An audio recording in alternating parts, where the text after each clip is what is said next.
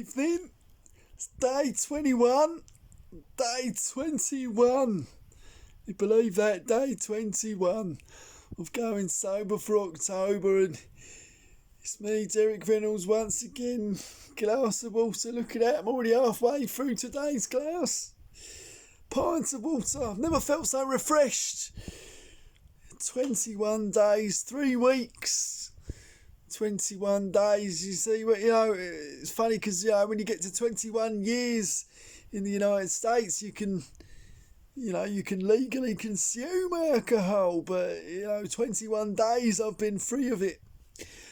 And it reminds me, actually, funnily enough, it was 21 years ago to the day that I was in the United States. I was at the international Insectacon. It's an annual insect conference, and everyone turns up, dressed as an insect from a film. Usually, you got a couple of characters from Bugs Life, couple guys from Ants, B movie. But me, I went as the hungry caterpillar. Obviously, I mean, if you've, the hungry caterpillar was obviously very famous children's book. And I did at the time. I was trying to get a film off the ground about how the hungry caterpillar, turned into a big beautiful butterfly and flew away. And I mean, it wasn't going too well, so I decided I'd fly over to the States. Went to Houston, Texas. I went to the conference. I was going to do a presentation on the significance, the cultural significance of the hungry caterpillar.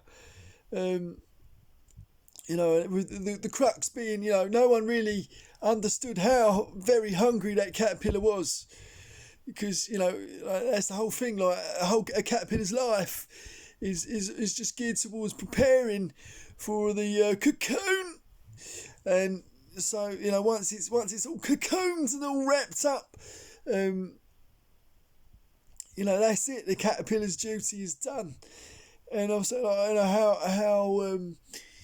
how selfless it is for a caterpillar to just spend its days, just gnawing on leaves and just prepping for its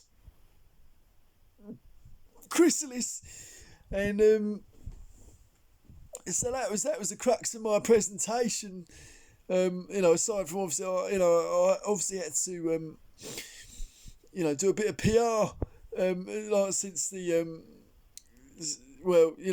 the gas leak at the wildlife sanctuary, put people off visiting, and since they saw all those butterflies go mad and attack each other, obviously that had got a lot of international press. So I flew over to the States, to cool things down, because there were a lot of butterflies, floating around America at the time that I wanted to get my hands on.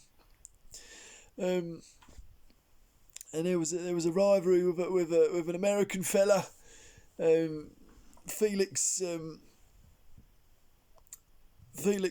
Margarine. Felix Margarine, that was his name. Yeah, he was an American butterfly, rescuer, and he was the sort of he was like the crocodile Dundee of the butterfly world. He went around in his khaki shorts and. And he had this fancy gold net that and he had his own TV show, didn't he? Butterfly collector extraordinaire. You've probably seen it, and I had a bit of a rivalry with him. Because everyone loved him. He collects butterflies. He looks after them. He raises them from a little caterpillar through to the chrysalis stage. And it's like, and of course he turns up. He's also dressed as the hungry caterpillar, isn't he? But what they didn't know at the time, which we know now, was that he'd killed his wife and buried her in his wildlife sanctuary. You know, he denies that to this very day, but we've got the proof. We've got the proof.